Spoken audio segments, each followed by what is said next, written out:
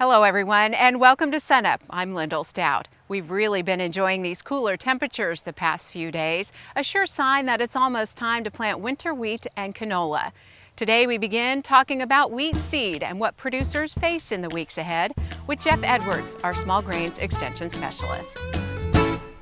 Jeff, let's start out talking about the seed situation. In the spring we talked about a possible shortage heading into fall, but what's it really like right now? Well, we were anticipating a shortage, but a lot of our farmers that had a crop out there that was maybe only going to make 10 or 15 bushels per acre that had not intended on harvesting it for sale did go ahead and harvest some wheat to put back for seed.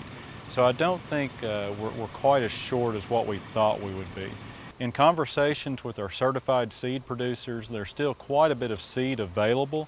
I think one reason we still have a lot of seed available is because of the drought that we had, and a lot of our producers are still taking a wait and see attitude, and they're really hesitant to go ahead and commit to purchasing that seed until we do get some moisture.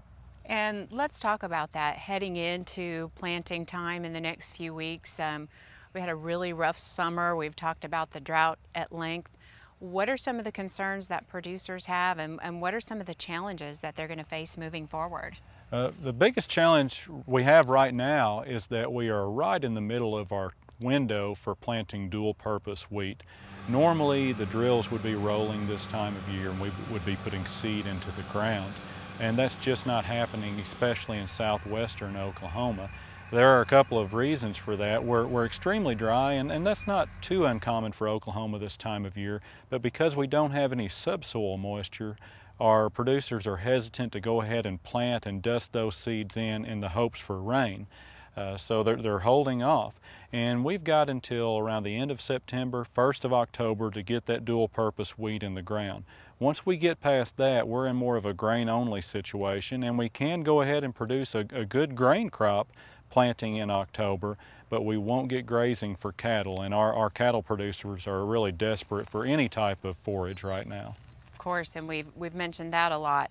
Ideally, moving forward the next few weeks, what do we need weather-wise to meet those milestones that you need to meet this time of year? Well, we need moisture, but we need the right type of moisture. We need half-inch, inch over several days. A 4 or 5 inch rainfall event all at once, that's going to help fill up our farm ponds and things like that, but it's not really going to soak into the ground the way that we need.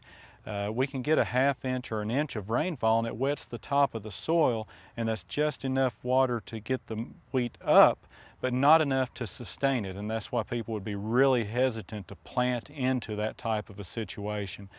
So we need several inches of rain over a 4 or 5 day or even a week time period to recharge that subsoil moisture and get us ready to plant. Hopefully we'll get that. The state fair is coming up. It always rains during the state fair. Now, even though we've seen cooler temperatures in the past few days and we got a little bit of showers, it's still not what we really need, as you mentioned. Not quite there. There are a few pockets in north central Oklahoma that have some moisture, and I predict those guys will go ahead and get started planting very quickly. But in the state as a whole, we are still desperate for moisture, and we simply do not have enough moisture there to carry a wheat crop through the winter. Okay, Jeff, we'll check back with you in the weeks and months ahead to see how it all turns out. Thank you. And now here's Austin to talk about varieties.